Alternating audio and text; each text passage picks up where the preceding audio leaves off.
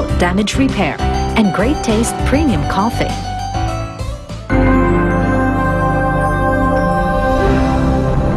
Rachel? Rachel? Rachel! Anak! Hanggang ngayon, hindi pa rin umuwi si Rachel eh. Baka mamaya kung ano nang masamang nangyari sa kanya. Umalis ka na ng kusa kung ayaw mapilitan akong... Oo, alis na nga, alis na. Mukhang nagkakalimutan na tayo ah. Hindi ko naman kayo tinatakasan. Tinatakasan ko ba kayo, Falcon, ha? Bukas makalawa ang meeting di Avance ni Atty. Guatlo. Yun na ang pagkakataon mo, Levi. Hindi ka matututo! Sige! Sige, saktan mo ko! Kahit ganun, hindi ko ihahayag sa isang bago na katulad mo. Tignan natin.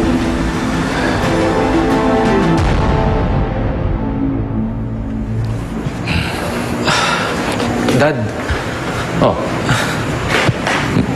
Kumain na po kami ni Mami. Kayo po ba? tapos na iho. May kukunin lang ako sandali sa opisina ko. Pagkatapos, babalik na rin kaagad ako sa munisipyo. Mukhang busy-busy ka, Dad, ah. Sa munisipyo ka na yata natutulog. Ganun talaga, Jonathan. Marami akong kailangan tapusin trabaho bago magsara yung termino ko. Maiintindihan mo rin yan someday. Pag ikaw na ang mayor dito sa atin. Dad, kailangan ko yung tulong niyo. Oh, tungkol saan? Napukulang ba yung allowance na binibigay ng mami mo? Hindi ho, hindi ho. Yung kaibigan ko kasi si Gina, yung ate niya, nawawala raw. Si Rachel. Ha? Mag-iilang araw na raw hindi umuwi. Nag-aalala na yung pamilya niya.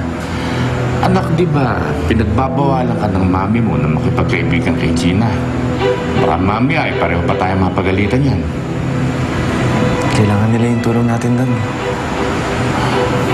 Kung ako sa'yo, Jonathan, sundin mo na lang yung sinasabi ng mami mo at ayoko naman mapagsabihan na kinukonsiti kita. Dali, mamadali ako. Sige.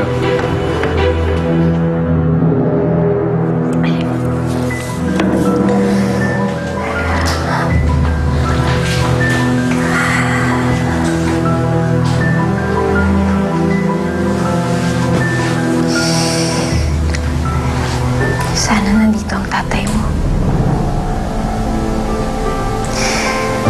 Sana kasama natin siya ngayon.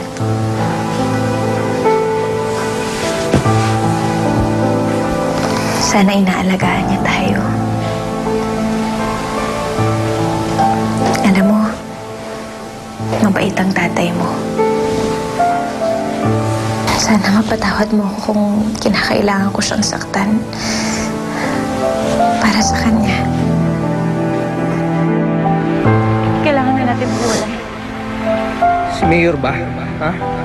Iniipit ka ba niya? Wala. Walang kinalaman si Mayor dito. Walang kinalaman na yung tao dito.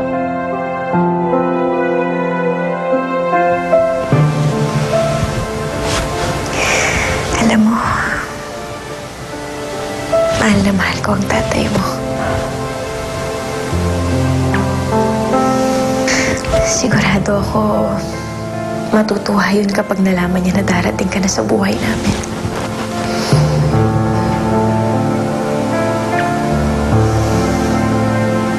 Baby, mamahalin kita. Mamahalin kita ng sobra-sobra para sa aming dalawa ng tatay mo.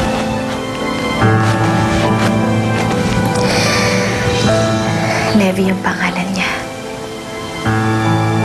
Levi ang pangalan ng tatay mo.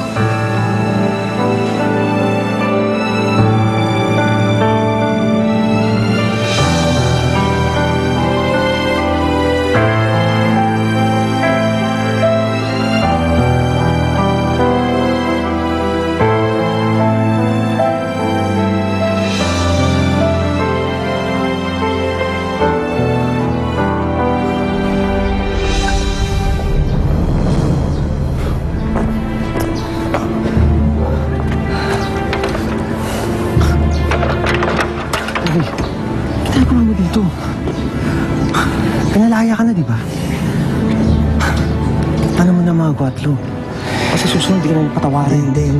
Hindi ako pumunta rito para sa kanila, pare. Bonnie, hingin ko yung tulong mo. Nawawala si Rachel. Bigla na lang di umuwi sa kanila. Saan naman natin siya hanapin, pare? Saan tayo punta? Hindi ko rin alam. Hindi ko alam. Medyo magulo kasi nung huling nakita kami. Nakipag-iwalay siya sa akin ng walang dahilan.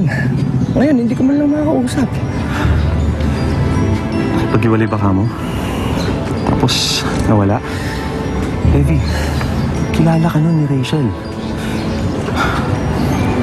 Alam niya hindi mo siya titigilan at hindi kayo nagkakaayos. Ano ibig mong sabihin? Baka desidili na siya na iwan ka talaga, pare. Kaya ayaw magpahanap sa'yo. Baka dapat tanggapin mo na lang na wala na talaga kayo. Sa haba ng pinagsamahan natin, walang nangyari.